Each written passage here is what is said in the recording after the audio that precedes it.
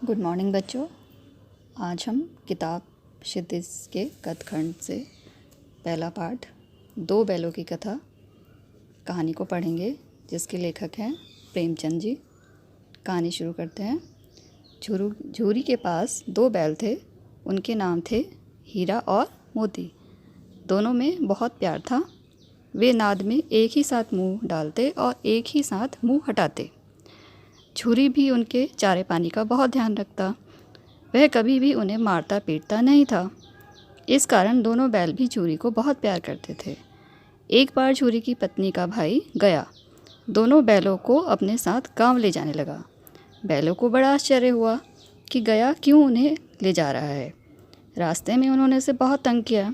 किसी प्रकार दोनों को लेकर गया अपने घर पहुंचा और घर पहुंचकर गया ने उनके सामने रूखा सूखा भूसा डाल दिया, जिसे दोनों बैलों ने छुआ तक नहीं। रात होने पर बैलों ने वहाँ से भाग जाने का निश्चय किया। उन्होंने जोड़ लगाकर रस्सियाँ तोड़ी और भाग निकले। सुबह उठकर जब झूरी ने उन्हें थान पर खड़े देखा तो सब कुछ समझ गया। वह प्यार से उन पर हाथ फेरने लगा, लेकिन झूरी की पत्नी जल भुन गई। उसने उनके सामने रूखा सूखा भूसा डाल दिया, फिर भी वे खुश थे। अगले दिन गया फिर आया और उन बैलों को गाड़ी में जोत कर ले गया।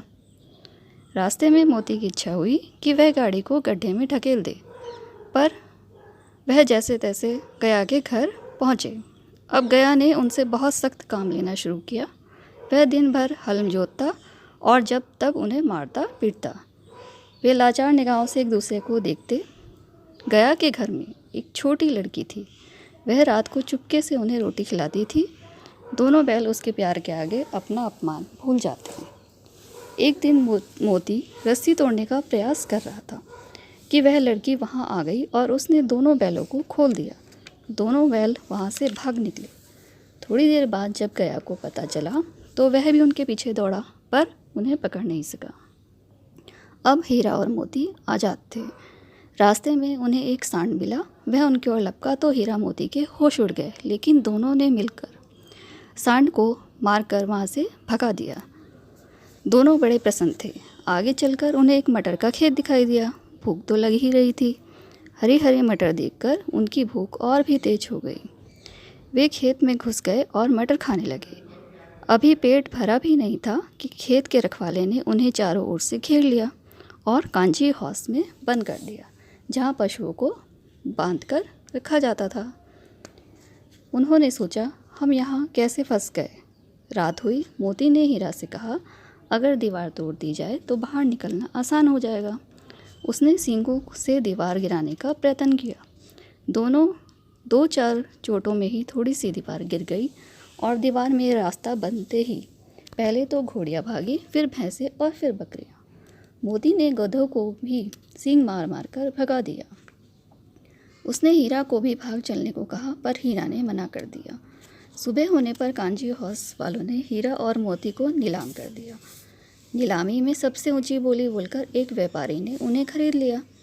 अब वह उनका मालिक था। वह दोनों को अपने गांव की ओर ले चला।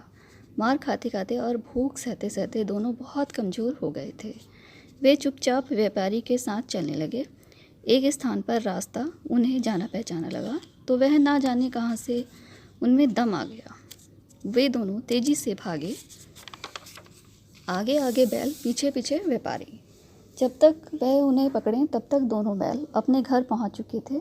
बैलों को वापस देखकर झूरी को बड़ी खुशी हुई। वह उनसे लिपट गया। इतने में व्यापारी भी वहां आ पहुंचा। मोती ने आप देखा न ताऊ, वह व्यापारी पर झपटा। व्यापारी जान बचाकर वहां से भागा। झूरी की पत्नी भी वहां आ गई और उसने दोनों बैलों के माथे चूम लिए। इस प्रकार हमने दो बैलों की कहानी को आज पढ़ा। आप इसे 2 या 3 बार सुनेंगे और ध्यान से समझेंगे और इसे याद कर लेंगे, जिससे ये पाठ आपको अच्छी तरह से समझ में आ जाएगा। इसके बाद हम इस पाठ से संबंधित कार्य करेंगे।